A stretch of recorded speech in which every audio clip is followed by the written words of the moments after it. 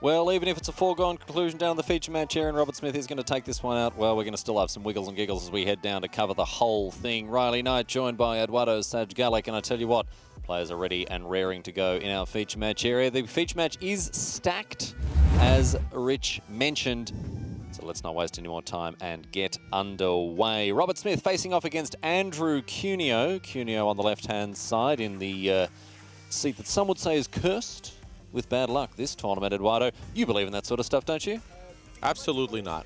I agree with Rich. We are just getting rumpa-dumped here, my friend. See, the experts are on the expert analysis is on the same point Well, of view. expert is a subjective term, Eduardo, when it comes to this sort of thing. Much like Shahira's hips, those numbers, they don't lie.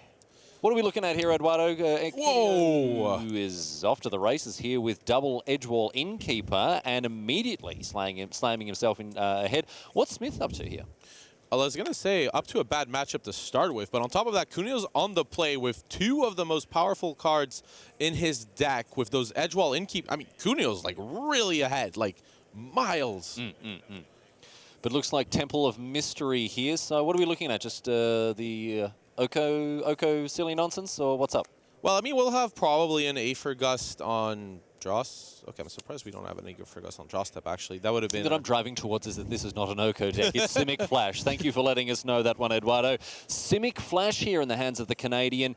A deck that has kind of fallen out of favour, but Smith's looking to zag on him here and get some Night Pack ambushes. But, I mean, he's going to have a very hard time doing this. It's now... Wow. Talk about white card draw. Ancestral Recall. Ancestral Recall. I mean, who is complaining about white being underpowered? This Giant Killer has just drawn 3. It's a 1-mana, 1/2 draw 3. What is happening?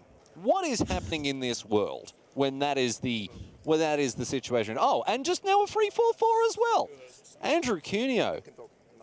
No breaks. Robert Smith was hopeful. Wait, you can't attack with that one. Summoning 6. Then no, you don't get it. I'm playing 9 power for no mana. Yeah, it's fine. Don't even worry. Don't think about it too much. Just let it happen. Just let this absolute runaway train continue to slam towards Value Town and your pilot, your driver. Remember when we covered Barcelona?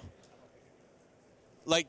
This is about as much power the Hogak decks were allowed to get out there. This is disgusting. This is truly disgusting stuff from Andrew Cuneo. And Robert Smith, I mean, usually, you know, a Brine-board Cutthroat is a pretty respectable threat, but it's looking very silly right now. Yeah, I mean, so, apart from... Just the fourth one. I'm done. Just the fourth one. I'm just going to enjoy this value. I mean, this just is fake news. Fake news. We were told that Robert Smith was a lock to win this game, and all of a sudden, Andrew Cuneo has spewed out more value than I've ever seen in my entire broadcasting career. 4 copies, and look at the jubilation. Look at the triumph on his face there. He can't believe his luck. 4 copies of Edgewall Innkeeper taking Andrew Cuneo all the way to W Town. Well. That was a game of magic. That was certainly a game of magic. I can, as someone who has watched a game of Magic or 2 in my time, that was one of them. Sorry. Here are the ads. Wow. I couldn't imagine inflicting something like that on another human being. That was bonkers. That was insane. My friend, I've never seen such a... How long did that game take? Like a minute? Like 15 seconds? That's it. You go to the fridge for, it took more times to like draw the cards and tap the mana than any other game action that was taken. We're done. Oh my goodness. All right, we're going to take a break, my friends. We've got more silliness coming your way from Mythic Championship 6. Don't you go anywhere. I'm here on the floor of Mythic Championship 6 with Shahar Shenhar. Now, Shahar, member of the MPL, talk us through a little bit about how your season's gone thus far coming into this event. Well, my season has been pretty good so far. I think I am in the top 10 of the MPL, so that's good. Hoping to lock the MPL slot for next year. Yeah, I mean, I guess that at this stage in the season, like, keeping in the MPL is a really big deal. Yeah. Are you also potentially looking towards Worlds as well? Well, I'm a bit far from Worlds. I need a really, really good finish. Like, to lock the MPL next year, I probably need, like, some cash finish, but to make it to the top 4 in the MPL and make Worlds, I either have to, like, win the tournament, which already qualifies me, or, like, make go really, really deep, top 8, something like that. And obviously this is the first season of the MPL. It's a little bit of a departure from what we've seen from anything in the history of Pro Magic before. How has it been for you over this last year, having these extra opportunities to play Magic at the most competitive level on a more regular basis? Well, I've loved Arena so far. I mean, I've played a lot of Arena, and I enjoy the fact that I can actually play like Arena tournaments at home that have a lot of meaning. It's a lot more stressful to play like these tournaments that have a lot of meaning because I'm not used to playing like Arena or Magic Online and like the tournaments really mattering. That's more for paper Magic for me, so it's kind of takes some time to get used to. So it's a bit harder to put your game face on when you're playing in your house. Exactly, yeah, like it's just harder, and it's just I don't know, it's just different, and I'm not used to it yet. Well, I mean, thus far, of course, your performances mean that you've got a bit more time to hopefully get used to it. How's your preparation been for something a bit more familiar, this event in this room? Well, I mean, we stayed at the Airbnb house. It was pretty good. I think testing went really well for limited, and we're playing the deck that everyone is expecting us to. So, yeah, I think testing went all right. All right. Well, best of luck to you, Shahar Shenhar, here at Mythic Championship VI. Welcome back to the booth here at Mythic Championship 6. Riley Knight, Eduardo Sage Gallic, and look, the party don't stop. We're going to kick things back down to the feature match area and check in with our reigning world champion and Mythic champion, the Spaniard himself, Javier Dominguez here. He is, of course, one of the most unstoppable forces in Magic the Gathering at the moment, but the person standing in his way right now is Oscar Christensen. I've been really, really impressed and intrigued by Dominguez's list here. He's playing Gruul Adventures, and a very different Gruul deck to the one that he won the last Mythic Championship with. Yeah, instead of just being the kind of traditional Gruul you might have seen, curving out something like Pelk Collector, Zertar Goblin, this one decides to SQ all that and play Edgewall Innkeeper with kind of the adventure creatures that exist, as you see a Rimrock Knight there. But they, having talked to them, and they've said that they've been able to, I talked to Martin Mueller actually on the floor, and he said they've been able to crush the food decks kind of all weekend because people are on Noxious Grass. Well, you know what beats that? Embercleave on Bone Crusher Giant doesn't care. Seems pretty good. Seems pretty good indeed. And Dominguez is benefiting from the sort of the parasitic nature of the food mechanic here by getting busy with these big green monsters, with Embercleave, of course, one of the natural foils to Oko, the Thief of Crowns. And it's been interesting to see his perspective evolve over the last couple of weeks. Of course, he's been attacking with Embercleave for a long time, but this is very much a bird of a different feather here because, again, very heavy reliance on Edgewall Innkeeper, one of the unsung heroes of Standard. Right. I mean, well, the last game was something else. Yeah, the music was really turned up very loud for that one. Oh, yeah. Sorry about the sound, but yeah, here. Oh wow, that one main deck copy of Veil of Summer. Got him. As BBB said, yeah. I'm tired when my opponents play their main deck sideboard cards in the main deck. Yeah, got him. Absolutely got him. And then we're going to see a Domri's Ambush to finish things off. Javier Dominguez winning that one in style. He's been winning and winning. He went 5-0 with this list yesterday. He looks to be trying to repeat that today at 9-3. He may have picked up a loss somewhere, maybe in the draft portion. I didn't get the chance to chat with him before this one here. But anyway you slice it, he's doing good work out there in the feature match area. Playing the very appropriate role of the hero here. In a world full of Oko, a foretold hero rises above, pulls the sword from the stone. Or the beast from the quest. Or the beast from the quest, I guess. The metaphor falls down there a little bit, but in any case, we are saved by the readiness of these two players on table one. Robert Smith on the right has just had his derriere handed to him upon a silver platter by Andrew Cuneo. Well, it wasn't Andrew Cuneo. It was brought out by a quartet of Edgewall Innkeepers, all of them absolutely taking poor old Robert Smith for a ride. We saw all four come out in game number one and Cuneo win in no uncertain terms. Yeah, a bunch of ancestral recall creatures. So, the reason, I mean, the draw was absurd, so it was very difficult to trick. And while, to set up the tone for this matchup while we see the opening here, the reason I was getting at for the Selesnya Adventure deck to be ahead is that the key cards in the matchup from the Selesnya Adventure deck come down quicker than the Simic Flash deck can interact. Yeah. Especially pre-board, there's not really a good answer for Edgewall Innkeeper. You're almost always paying more mana for that effect. Post-board, though, with access to a card like Wicked Wolf and Oko Thief of Crown, I'm getting flashbacks here. Yeah, and we're seeing here a turn 2 Oko off a Gilded Goose. This is not Simic Flash anymore. This is just straight into Simic Okay, Food. so there are 5 sideboard cards in this Simic Flash deck. Gilded Goose, Oko Thief of Crowns, Ugin the Ineffable, Veil of Summer, and Wicked Wolf. So essentially, Robert Smith went with the line, I want to play Simic Flash, but if I'm wrong, I at least have access to Simic Food. Yeah. If I'm just like way off by picking Simic Flash, at least in game 2 I can play Simic Food instead. And that's what we're seeing here, the Canadian taking a transformative approach. Still plenty of instant speed interaction. You see there Aether Gust, you see there Mystical Dispute. I think Brindeboard Cutthroat is still cutting about, ready to pick up some +1/+1 counters. But Cuneo, look, he's on that plan A. He's on Edgewall Innkeeper into Giant Killer. The Edgewall Innkeeper into any adventure card is just so powerful. And the Selesnya deck has really, really impressed us this weekend, Eduardo. Yeah, it's looked very impressive in some of the games. But the games with Edgewall Innkeeper, the deck looks like it fires on all cylinders. And without, it's a lot less powerful. We saw one of the most exciting games actually was without Innkeeper, a really tight race. That was your match of the day yesterday.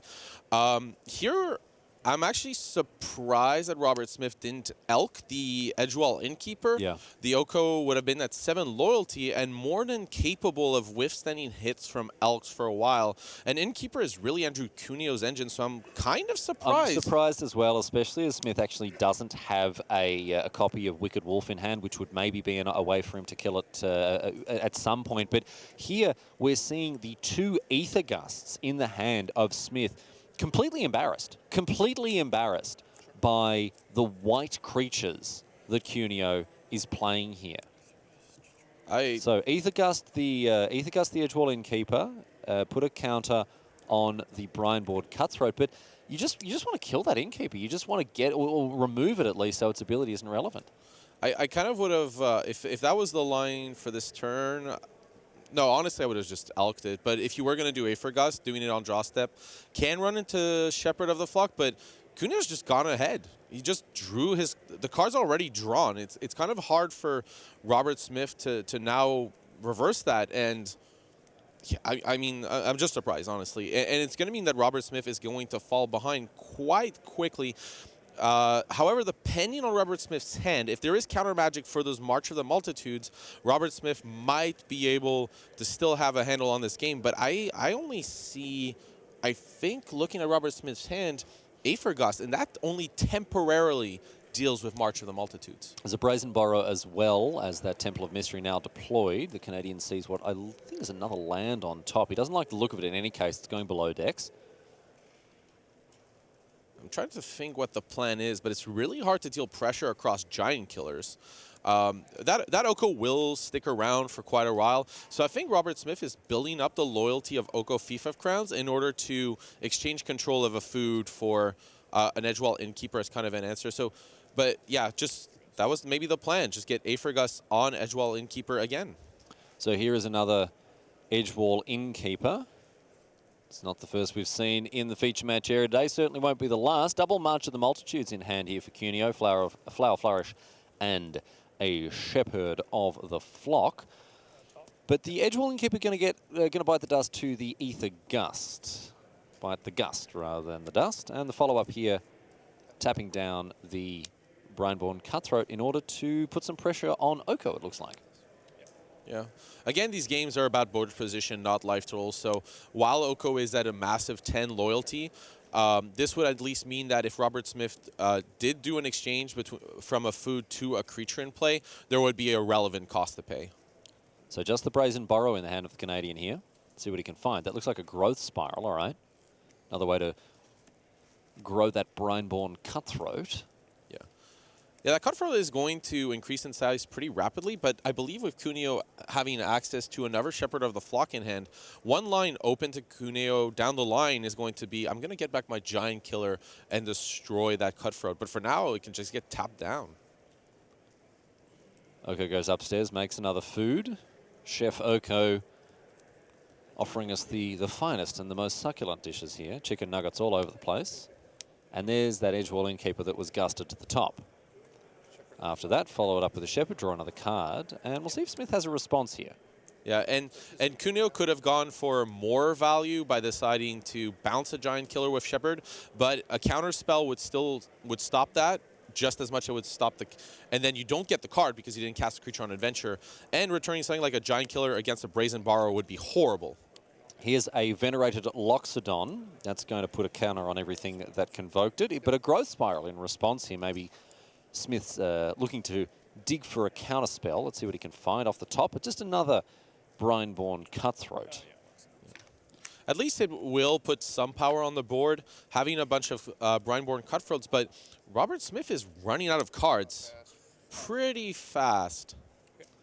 And now Flower Flourish to go and get a basic land. Looks like Cuneo is on the old basics from the land station approach, which I can't say I endorse. And now another Brineborn Cutthroat here. Back to Smith, who just has the lonely Brazen Borrower in hand there. Yeah, and again, this go wide approach for Cuneo is kind of running rings around around Smith here. Yeah, and this is almost a traditional weakness. This isn't just the standard. Historically, kind of breeding pool decks are weak to go wide strategies. It's because you're either trying to be tempo and stop what's coming in from over the top. You're trying to ramp. But if you're straight blue-green, you can't really deal with wide boards very easily. So at some point, Robert Smith is going to have to go on the offensive. I like this exchange. Get rid of... that Innkeeper should have gone a long time ago because it was so instrumental in Andrew Cuneo's plan. But what I like... What about Innkeeper and Brazen Borrower? You ready for that action? Oh, hello. Yeah, Smith wanting to get in on the party as well and start to draw some cards of his own with Edgewall Innkeeper. Now, Cuneo is looking good with double March of the Multitudes, but how he deploys those cards remains to be seen in the face of this enormous Brineborn Cutthroat here. He is going to have to be careful and pick his moment, you know, with some precision. Having said that, being able to deploy a huge number of threats, Eduardo, at instant speed against the Simic Flash list, which is looking to leverage counterspells against you, March of the Multitudes, a very well-positioned threat here. Yeah, because you can do it at the end of on Robert Smith's upkeep, and at that point... Or just do it during your own turn in response to something like this here. It would still grow the Cutthroat if there was something else. You can wait a little bit here. Cuneo might decide to respond to get the full number of tokens, which is the case here, deciding that, you know what, even if there is a counterspell in Robert Smith's hand, and that's the last card, well, I have another March in hand anyways. Yes, yes. So this one is looking to bait out that counterspell, but no counterspell forthcoming, which means we have, I don't even know, X equals 500,000? I believe it was 2 million? 8 million. Okay, there we go. Yeah. Oh, running us out. All right. Cuneo's showing us all up here by running us out of life-linking warriors as the Shepherd of the Flock goes back to his hand. And now Robert Smith has to be aware of that Shepherd of the Flock. He can always return a Giant Killer and get rid of the Cutthroat. Or, you know, return the Venerated Loxodon, which we've seen Cuneo do in some other games.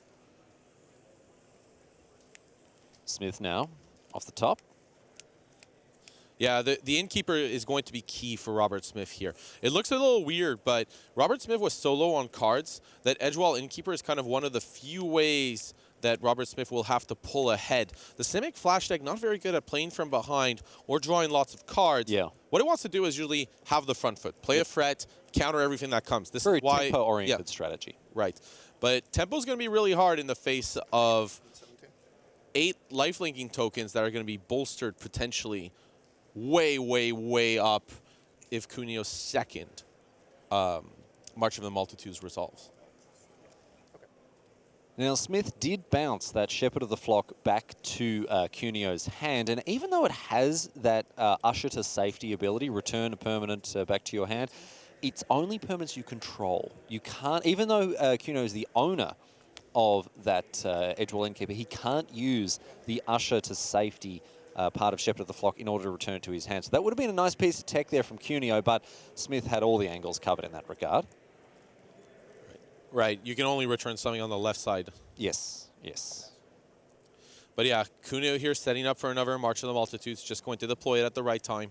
If Robert Smith just goes towards upkeep, we're probably going to see it happen during Robert Smith's upkeep. So back to Smith now. No attacks, even with that enormous warrior army here that Cuneo is commanding. And here's a Brazen Borrow once again. Oh my goodness, Smith really enjoying having an Edgewall Inkeep. He's probably seen and think, geez, I should have played this card. It's very good. Draw me 2 cards already. Love it. Yeah, I wonder if Cuneo should respond here. We do have information with the hands, which colors kind of our perception.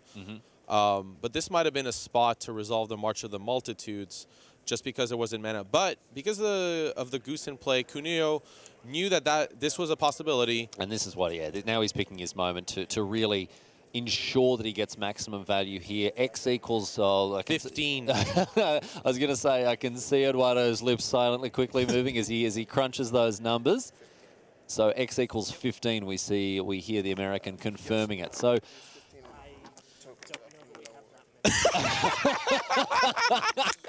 Look, I admire the judge's candor. I admire the judge giving a very straightforward answer, not trying to play games, not trying to sell him a lemon here. I mean, it was a little quiet. So if you were listening quietly to the broadcast, because unfortunately I am a little loud, I apologize. The judge did say, I'm not sure if we have that many. And look, the best we can hope for here, 15 of these warriors. I think we're going to go and dig some out of the archives here, the dusty bins that we've got filled with tokens, and see if we can just flood the board with a bunch of 1/1s there. Because Cuneo really testing the resources of the coverage team here. Yeah, but also testing Robert Smith's resources pretty quickly. Remember, the Brazen Borrows have what R&D labels high flying. They cannot block ground creatures. Like the old Welcome Turn ability, yes. And if you're worried about Andrew Cuneo's life total, I wouldn't be. I wouldn't be, no. He has 23 power of life linking on the battlefield. That's right, yes.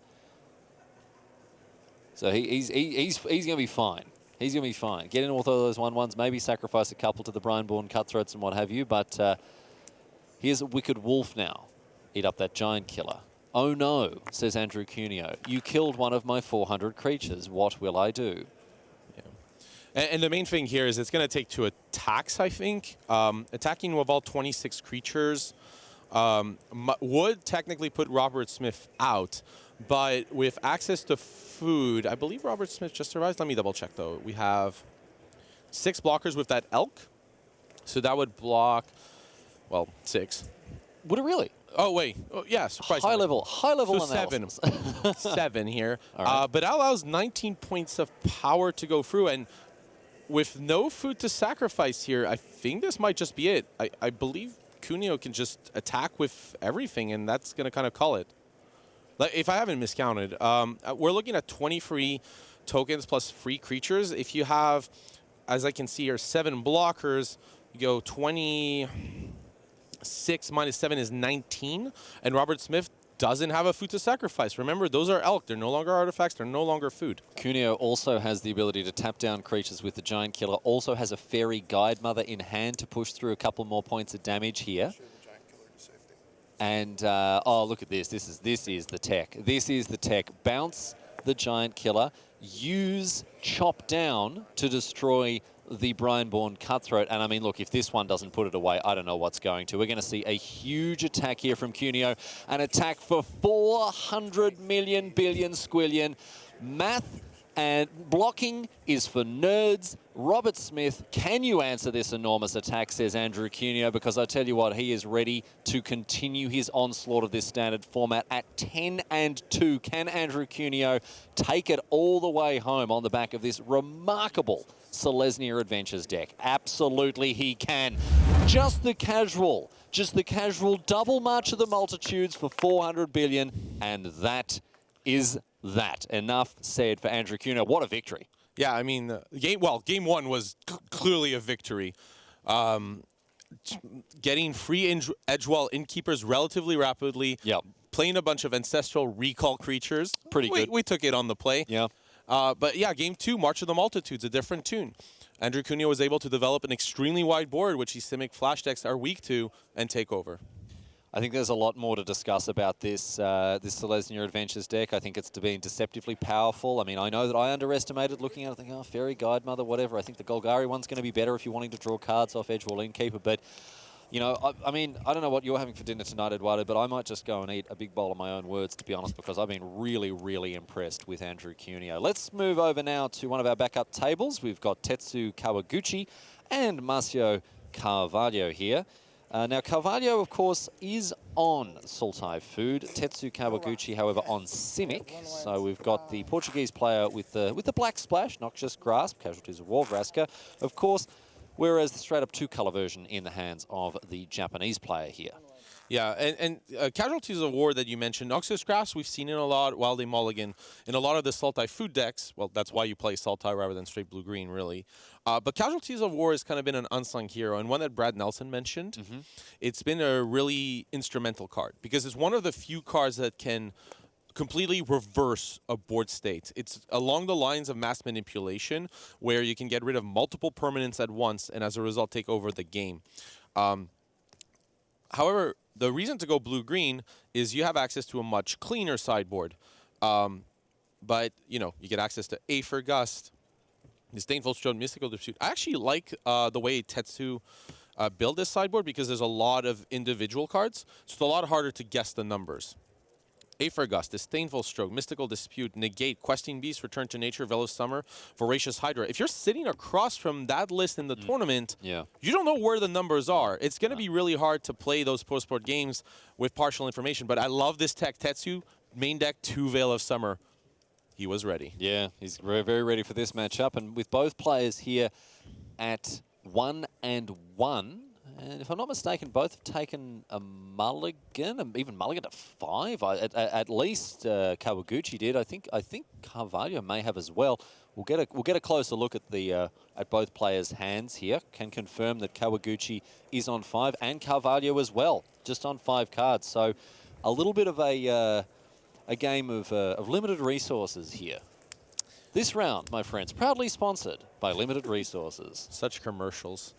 But yeah, no, these limited resource games, no pun intended there, can actually be quite fascinating, because you can work with very little with these decks. The reason they mulligan a lot, but it's because they mulligan well. The engine of Once Upon a Time, the mana creatures, and Oko Thief of Crowns and Nissa Who Shakes the World. Remember, Oko Thief of Crowns and Nissa Who Shake the World, once you consider them to be multiple permanents in one, they get a lot more important. However, Hydroid Krasis a little less good in these tight games, because you have access to less resources. That means less lands to make large Krasi. Krasis. Krasis? It's Greek. You heard it here. Yeah. I looked all that up. Don't even worry about it. It's like the plural of terminus is not termini. It's terminus. Terminus. Yeah, it's U with like a little line above it. Right. All the Latin nerds out there enjoying that one. Yeah, I used that. I used to use that as a variable in my science classes. Oh, and all the science nerds enjoying it as well. Nerds of all flavors today enjoying this broadcast, I'm sure. Great to have you along. And now a really important part. Yep, we got it. All right, here is the Thief of Crowns, going to be Mystical Disputed right into the graveyard. And a Gilded Goose now from Kawaguchi. Yeah, Mystical Dispute, not just good because it gets rid of an Oko early on, it has the added value against all these decks that are trying to go above by playing 6-mana cards. Well, Mystical Dispute can actually be pretty nice. And here, you see Kawaguchi decide not to deploy a Krasis here, because we're trying to get to X equals 4. And the way to do that is by having Gilded Goose. Now, this is going to be very interesting. This is going to be very interesting here, Eduardo, because Carvalho's hand is double Noxious Grasp, Once Upon a Time. There's the Once Upon a Time. Kawaguchi's hand, however, double Krasis, Veil of Summer, Aether Gust. So the interaction and the threats, the way they're lining up against each other, it's going to be fascinating to see the way that these two players dance this dance in terms of deploying threats, answering them, and what have you. Here's another Oko off the top for Carvalho. He's just going to jam it straight into this Aether Gust here. Yeah, and because of Oko, especially if Marshall decides to put it on top, Kawaguchi really, really wants to draw a land here. A land would mean a Krasis for 4. It would be a threat against Oko. But your own Oko is actually really nice. It will probably go away because Marshall does have access to a Noxious Grasp for it. No, but Kawaguchi's got the Veil of Summer. He's come ready. Yeah, but we have access to the second Noxious Grasp, which will get rid of Oko. Sure. And then off the top, there's another. So Martial will be able to at least have an Oko in play. So next turn, Kawaguchi really, really needing to draw a land for that Krasis. But So- you get the Veil of Summer card, too. If Carvalho clears both of these Noxious Grasps out of his hand, I mean, this is not a good exchange for Carvalho. This is not a good. This is not just like, oh, sure, I'll bait out your counterspell, whatever.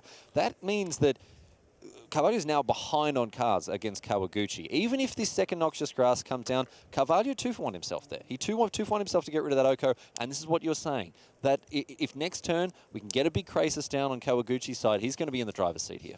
Right, because it's a 4/4 fret. Oko doesn't really deal with it. If Finds a land. And it's a good one, too. It's an additional fret. That Elkin play from last turn can put pressure on Oko. We play a 4/4 flyer. We draw 2 cards. We pull ahead. Yep, all of a sudden now, things very much in Kawaguchi's favor as he picks up a couple of cards, still some lands in hand, another Krasis to follow up this one. And Carvalho is going to need to find an answer. He's got a Krasis of his own. He's just picked up, I think, what was a Paradise Druid there. Yes, indeed. But he's a little behind the 8 ball here, Eduardo. It's going to be really hard for Marceau to defend this Oko. There's not really an answer to the Krasis. You can't. I mean, you could plus and then chump block with Paradise Druid, but I don't think that's leading you to anywhere. I mean, I think Tetsu is just going to pull ahead in this game in very, very short fashion. Well, we've seen, it's a tale as old as time, right? We've seen Hydroid Krasis feed another Hydroid Krasis in the way that Sphinx's Revelation would beget further. The rich get richer. The rich get richer, Eduardo. It's a tale as old as time, as I said. And as we've discussed, Kawaguchi has managed to navigate that mire of interaction very profitably indeed, thanks to Veil of Summer. Yeah, Veil of Summer was absolutely critical there. When both players are solo on cards, being up a card and your opponent being down a card changes everything. It does. Here's another Oko, the Thief of Crowns once again. And Carvalho says, hang on 1 second, buddy. You want to tap a green mana for that? Yeah. And make another food token immediately. Oh, no, going to Elk it. Sorry, excuse me. Yeah, I mean, the pressure's on now. And I kind of like this, the Krasis towards Oko and the Elks towards Marcio. It might be a bit optimistic, but Marcio would have played a removal spell while Tetsu was tapped out rather than wait into another counter spell or a Veil of Summer. So that's why you saw Tetsu attack just with Krasis onto Oko. It was because, well, I don't think Marcio has a removal spell. He would have just cast it. Carvalho, still that Krasis in hand here. Might be time to fire that one off, perhaps, so it can contest the other Krasis in the air. That's what we're going to see here. X equals 4. Well, you need to get to more cards, but Disdainful Stroke here... Sorry, which Disdainful Stroke? That one. Oh, that one there. Okay, sure. So that's going to take care of that Hydroid Krasis. In hand for Carvalho. Have a look at this. It's a Liliana Dreadhorde General. Oh, that'd be really powerful if that's the case. It is. It is an incredibly powerful card indeed. Except... But will he have time to leverage it? Let's see. This is already looking like a ton of damage. Oko can make the other food into a creature, plus we have the Mobilized District, which is one of the payoffs, actually, for playing a straight-up 2-color deck. Look at this. This is 10, 13 damage, potentially, with Marcio at... Marcio could be going down all the way to 4, and facing this kind of board presence as well. Kawaguchi sitting on a lone Hydroid Krasis. What are we going to see here? 5, 6, 7, 8, 9 mana, 10 mana. Looks like 8. Or is it 8? Excuse me, it's 8. Still good enough. We're going to draw free, put a 6/6 in play. Yep, 6/6 Flampler, as they're called. Or a 6/6 Trier, if you prefer to take the other avenue with the portmanteau. I did like the line here that... Yeah, that, we're just checking if there was something here, but I did like the line of Kawaguchi deciding to see first to draw the cards before deciding, am I going to make a food or an elk to attack? And because Kawaguchi drew a Veil of Summer, you're going to make a food because that gives you Gilded Goose plus Veil of Summer. So, back to Carvalho now, who finds a Nissa off the top, still has that Liliana waiting in the wings, and a Veil of Summer. Fortunately, Liliana Dreadhorde General might just be lights out if Marcio casts it. Well, against Marcio. There's 2 geese over there that are pretty much going to be fed to it, and then the rest of the board looks large enough. So Liliana not really an option here. Here's 6 mana now, and it's going to be...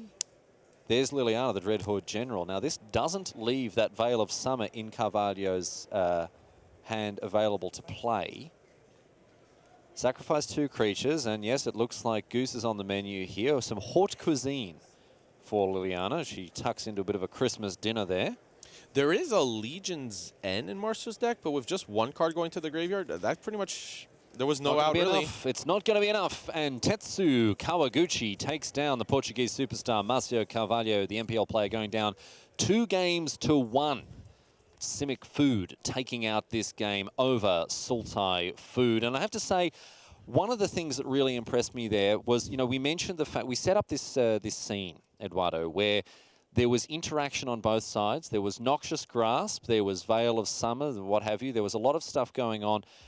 But it was Tetsu Kawaguchi who managed to navigate those choppy waters with his own interaction, his own counter-interaction, and ultimately the chips fell his way, I think because he chose the right time to deploy his threats in conjunction with the answer, the interaction that he had. Right, it was making, having the Veil of Summer with Oko, forcing Marceau to tap low. And then, but let's... Really what mattered, though, Marceau had a spot to kill the Gilded Goose, and that was what would have mattered the most with Noxious Grasp. Because had the Goose gone away, that would have been... Then Tetsu would have been like, look, I got to do a Krasis for 1. That would have been a lot less cards, a little bit less of a snowball. And I think that was the big difference was you saw Marceau hesitate. Do I get rid of this Goose or not? And as a result of saying or not, I think that kind of snowballed. I agree. Really impressive stuff from the Japanese player there. Right now, however, my friends, it is time for Time Walk Magic. We're going to jump in now at game number 2. This is a game that we've been recording on the back tables for your viewing pleasure, my friends. And we're going to get stuck in with Paolo Vita Dama de Rosa playing Josh Utter-Leighton after Utter-Leighton, also known as Raptor, picked up game number 1. Now let's have a look at what these guys are playing. It looks to be a Simic Food Mirror here. Utter-Leighton on 9-2-1 with Dama de Rosa instead on 10-2. And the perfect start for the Brazilian as he kicks things off with a Gilded Goose. Yeah, I mean, that package of Once Upon a Time Gilded Goose makes your opening so consistent. Paolo did, it seems, take a mulligan there, but you see Gilded Goose, Wicked, that was going to power out either Wicked Wolf or Nissa, who shakes the world. If Josh Utter-Leighton plays something that can be hit by Wicked Wolf, we'll probably see that. However, if there's not, then Paolo's going to try to get to a turn 4 Nissa, who shakes the world, and hope it's good enough. Short on resources. Plenty of options for Utter-Leighton in his list, at least, to deal with that sort of stuff. Here's a Growth Spiral from Utter-Leighton. You can see one of the cards that deals with Anissa there in Ether Gust. Yeah, and I think Utter-Leighton decided to play Growth Spiral rather than Paradise Druid, which is a card you see more traditionally in these food decks, because it allows Aether Gust. It's much better with Aether Gust. With Paradise Druid, you have to choose. But with access to both Growth Spiral and Aether Gust, you don't have to choose. You get to pick whichever one makes the most sense. Yes, it does make sense, especially with, Once Upon a Time, other instant speed cards to sort of try to get to a critical mass of that. These decks are quite different internally. They're obviously playing the core of Goose, Oko, Wicked Wolf, and Hydroid Krasis. But, Dama de Rosa instead has gone for Mass Manipulation, whereas Utter-Leighton, again, a little heavier on the instant speed interaction. Also, Ugin in his list. Yeah. Paolo's Mass Manipulation would actually have been really powerful in Game 1. Game 2, you see Veil of Summer, and there's kind of a nice little dance here because Veil of Summer is at its best against Sultai Food, but it's certainly a lot weaker against straight-up Simic Food. However, Mass Manipulation is so powerful that you would see some number of copies of Veil of Summer likely come in, but how much is a good question. Well, I mean, the thing is, you've still got Brazen Borrower to contend with, you've still got Ether Gust to contend with, you've still got a lot of blue interactive cards where Veil of Summer can do some work. And at the end of the day, it'll cycle. They play an Oko, you can't and do whatever, and you cycle it. And at the end of the day, you're never losing value for putting Veil of Summer in your deck. Well, one spot where it can be rough is when your opponent goes for a Planeswalker like Nissa who shakes the world. The advantage can be a problem. Veil of Summer doesn't exactly interact well versus Nissa, And also, it doesn't really answer Aether Gust when it's countering a spell on the That is true. it doesn't counter the spell specifically. That That's is why. true. Yep. It does match up very poorly against Aether Gust, which was probably a deliberate choice, very clever one indeed by R&D. Here's Aether Gust now targeting that Nissa. Looks like PV is going to put it below Dex. Interesting. He puts it, unfortunately, facing the wrong way. Get that one fixed up. There we go. Yeah, decides to bottom it because you have 2 more in hand. Josh Adelaiden is pretty certain that Paolo has access to another Nissa in hand, since otherwise bottoming it makes less sense. Next up for Damodar Rosa, who can see in hand for him. I saw an Oko hanging out there. And it's going to be put onto the battlefield. Let's see if Adelaiden has a response. He does indeed. There's another counter spell. This one, however, more traditional, sending it straight to the bin. Yep. That would have been a good spot for Veil of Summer in truth, but again, I don't think they can put in too many of that card. They need to be a little more active on the board. So next up now, Adelaiden, having to think about how he wants to navigate this next turn. Been a bit of a lone wolf this time around. Obviously, at one point in his career, Adelaiden at the forefront of deck building, of some of the big name teams, but has taken the foot off the pedal a little bit in recent times, and came to the same conclusion as everyone else that Oko is the card to beat. But his tweet was very interesting about the format heading into this Mythic Championship. As after a bunch of independent testing, he said that he still found Oko to be the best deck. So, he's one of the greatest deck builders in the world. He's one of the greatest players of all time in the Hall of Fame, and it's unsurprising to see him rumble with what is unquestionably the most popular deck in Standard at the moment. I mean, and it was almost a challenge, right? You said before the tournament, you're like, look, I'm so sure this is the best deck, but that I'm happy to tell you that it is. Yeah, but I'm going to do my best to find out if that is actually true. But no, certainly has been the talk of the town here. Here's Wicked Wolf. It's going to go after the Elk, and we may see a sacrifice of the food token in order to give it indestructible. Yes, indeed, that gets a +1/+1 counter as well. And once upon a time to finish off Josh Adelaiten's turn. Ooh, that was kind of a miss. Almost a whiff, right? Yeah, it does manage to find a land, but as good as a whiff, really. No threats whatsoever. Yeah, the card that Josh would have loved to see there more than anything was Hydroid Krasis. Doing a 4/4 Hydroid Krasis at this spot with Paolo with cards in hand, but being a little behind, that was the time. And a Gilded Goose, I mean, Josh is essentially going to have to push this Oko Fief of Crowns to its limits.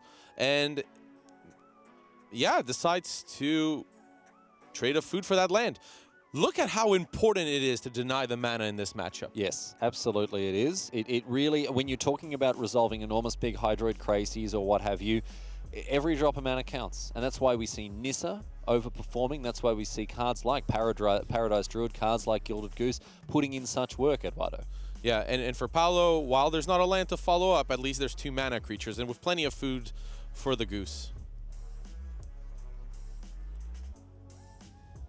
Back to Adelaiden now. Quick scratch the old head as he has a think about what he wants to do. The problem Josh is facing is that Paolo still has access to more resources in hand, but not on board. So Josh really has to leverage a board presence in order to make sure that the effect of something like a Nissa Who Shakes the World will be as minimal as possible, and hopefully also potentially trying to deal pressure. With Oko at 1 loyalty, it's really hard to deal that pressure, but Josh is going to have to start doing so. However, if you turn that food into an Elk, then the Wicked Wolf is vulnerable. So upstairs, let's Elk the food here. Thankfully, though, with that access to that Gilded Goose, Josh's Wolf is relatively safe. And back to Damodar Rosa, who stuck on 3 lands here, still put in a pretty good fight. He's got a Nissa, which he can cast now thanks to those 2 mana dorks. Does that put him at a bit of a disadvantage, though? Started to tap out like that, perhaps? It's kind of rough, because Paolo's hand is Nissa Who Shakes the World twice and Wicked Wolf, so whatever Paolo does, Paolo's tapping out this turn. So here it is. Here's yeah, it makes sense to play the Nissa. Josh drew a card. To be fair, most cards would just be played in a spot like this, so Paolo knows that it's quite likely to be interaction, but it could also be a land, and Paolo just has to go for it here and hope for the best. So here's the Nissa, and now wakes up that island. Gilded Goose is going to make a food token. That means no attacks here for Dama de Rosa into that Wicked Wolf. And an Ether Gust now is going to take care of the Wicked Wolf on the Brazilian side of things. Oh, Josh is going for quite the man. Right. So once Wicked Wolf is off the table, it's a lot harder for Paolo to defend this Nissa. And with access to an Elk, a land, and a Wicked Wolf, this Nissa is going to go down. And that's going to be a real problem for Paolo, because that was a lot of investment. Drawing into Wicked Wolf, that's why you see Paolo put it on the bottom. Mana is so constrained, you have to do it. Gets it the right way around this time. Well done there, Paolo. That's the small victories that count. Back to Utterlayton. I think that was an Oko off the top. And Utterlayton already having a think about the attacks that he wants to make. Dama de Rosa on a reasonably comfortable 20, but I don't think that's going to be the case for very much longer. Yeah, I mean it snowballs quickly. Once neither one player has a Planeswalker and the other one doesn't, the life total tends to run away really quickly. Utterlayton once again elks the food. That really does sound like some code phrase from a World War II spy movie, to be honest. And away goes Nissa. And Dama de Rosa also now under a lot of pressure. Back to the Brazilian. Let's see what he can find. It's going to be really hard for Paolo to come back from this one. You can kind of tell who's ahead in these matchups pretty solely on permanent count. And Josh has roughly double the amount of permanents that Paolo Vitor Dama de Rosa has access to. So for 4 mana, here's another Wicked Wolf with plenty of food, however. We're going to see it do some good work. Yes, indeed. Take out that island. Yeah, take out your own island. And go after the Oko. So Utterlayton with the option to chump block. He takes it, makes a food with the Goose. And it's back to the American now. Let's see what he can get done this turn. Very much in the driver's seat here. Can he stitch together a win? I mean, to be fair, Josh is getting a little flooded, and while there is some pressure to deal, it's not a ton. If Paolo gets to untap with Nissa Who Shakes the World, and Josh continues drawing blanks, there might be a shot. I would say Josh is normally extremely favored in a position like this, but with these draws, not finding a Hydroid Krasis to really lock the game, there might still be a shot for Paolo here. So Utterlayton starts to get on the front foot here with some attacks, maybe looking to start racing. He needs something like a Hydroid Krasis. That's what he wants off the top. Somewhere to start sinking that mana into, because as you mentioned, he's flooding out. He's flooding out badly. He needs a solution for that problem.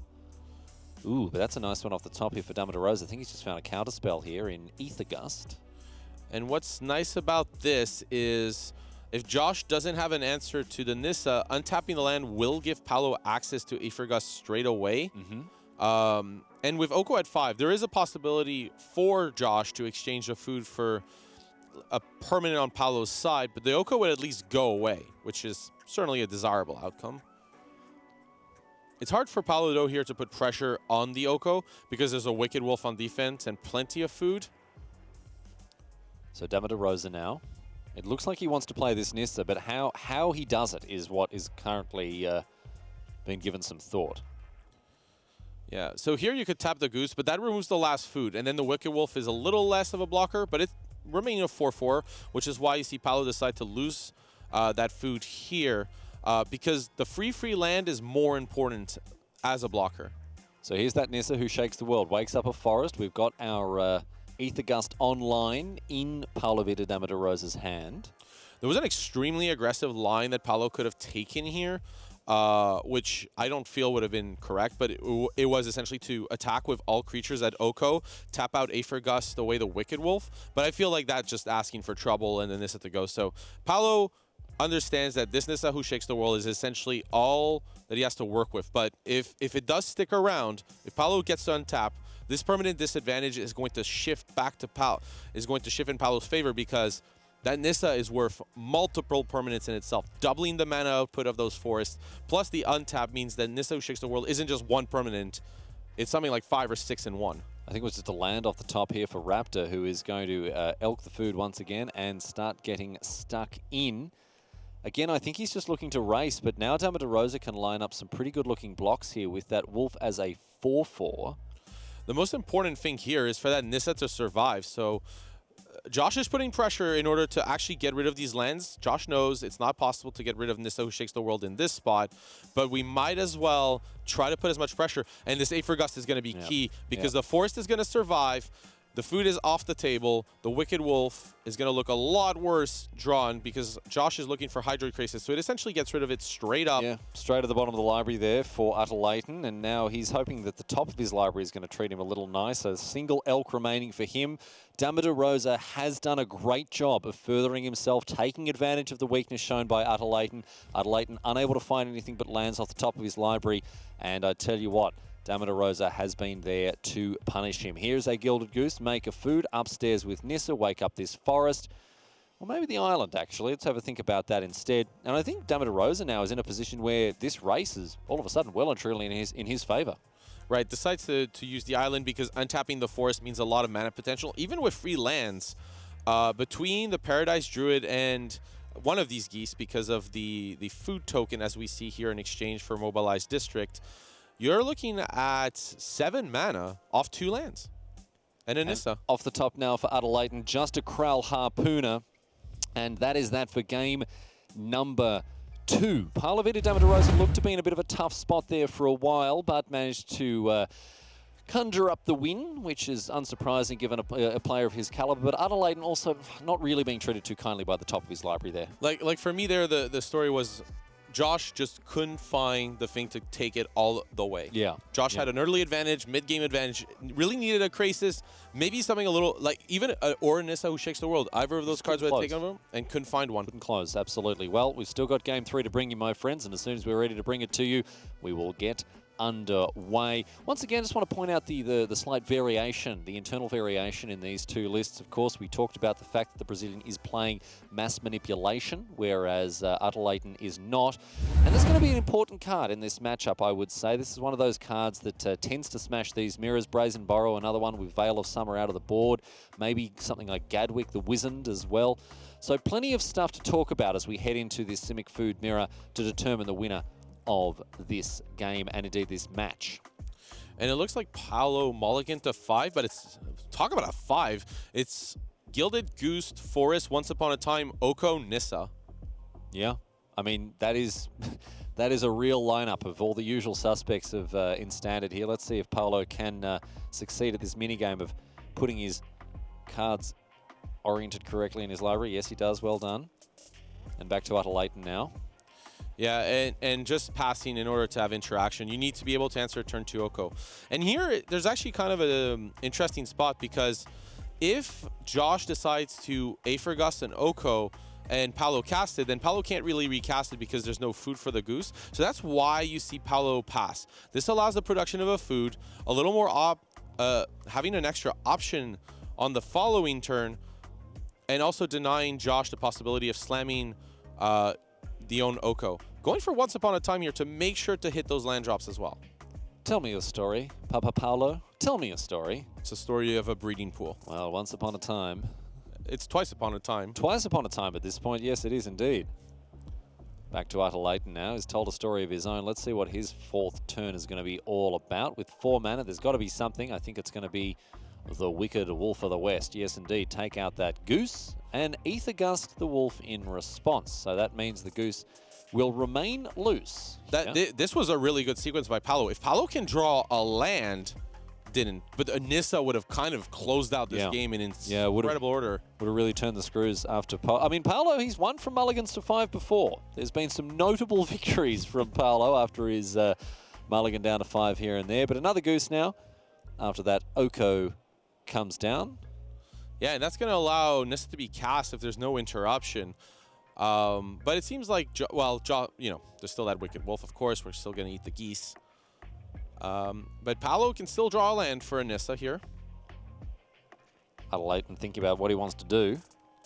Yeah, and that hand looks awful. That's why I think Josh decides to pass, is you can only play Aether Gust or Wicked Wolf, and between the two, decides to play Aether Gust. But here, it's gonna be horrible. He's gonna be punished for this. He's gonna be punished for this in no uncertain terms, even though Paolo bottoming that is Yeah. And instead another Oko here. The return of Oko. Oh no. Ready to break up the Beatles. Paolo In for here, 3. yeah, Paolo here decides, by the way, to play Oko over Nissa, who shakes the world. Afraid of something like a mystical dispute. Remember, Paolo obviously can't see Josh at a Leighton's hand, and with free mana up, it's pretty. Paolo could have definitely seen that card in Josh's hand. That's why you see Oko. There was the ability to pay for a mystical dispute, and it still puts board pressure here. So Utterlate now, after having cast that Growth Spiral, I think we're going to see the Wicked Wolf.